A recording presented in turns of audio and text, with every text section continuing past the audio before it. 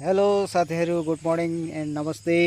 आज चाहिँ मेरो बिहानी बोडी टिपाइबाट सुरुवात भइरहेछ साथीहरू। लगभग मैले यो 2 कठामा लगाएको छु हैन। यो सिडलेस बोडी बिना थाङ्राको फल्न चाहिँ राम्रै फल्दो रहेछ हैन। तर साथीहरू यो पदेर चाहिँ लाग्दो रहेछ यसमा मजाले। हेलो बोडी, के छ हौ खबर? अनि बोडी टिप्न के छ? यस्तो घारीमा डर लागेको छैन? सर्पको कतिको डर लाग्दैछ त? डर लाग्यो भने हेर्दै गर्नुपर्छ नि सर्प त।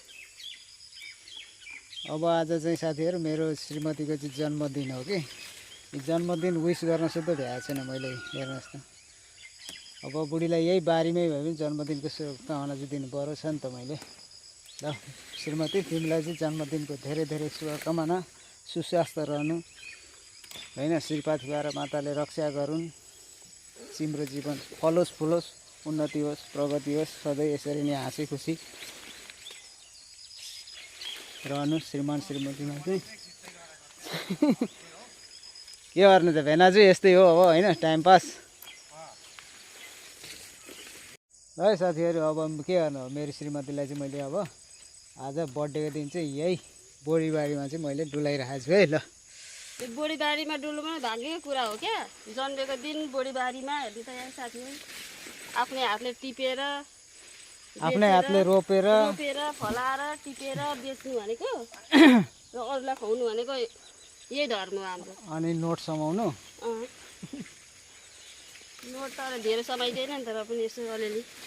ल ठिक छ, ल ठिक छ, अब यस्तै हो। अब कुनै दिन अब फुर्सद मिलाएर जाउँला कुनै ठाउँ डुल्नलाई।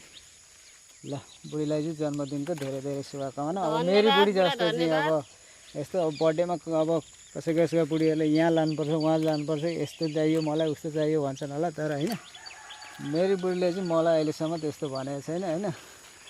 ल ठिक छ, हर दुःख सुखमा यस्तै हाम्रो जीवन सुखमा बिसोस् होइन, रोग व्याध नलागोस्। अर्कालाई साथ दिन्छु भनेर हामीले बाचा गरेर बिहे गरेका छौँ। अनि त्यो अब दुईजनाको दुःखमा, मेरो दुःखमा तपाईँ साथ दिने, तपाईँको दुःखमा मैले साथ दिने हो नि।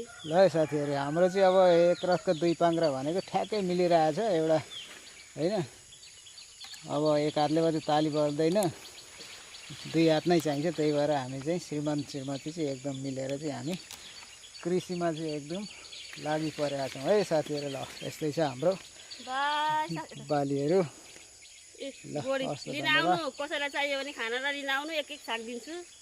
ल हस् त।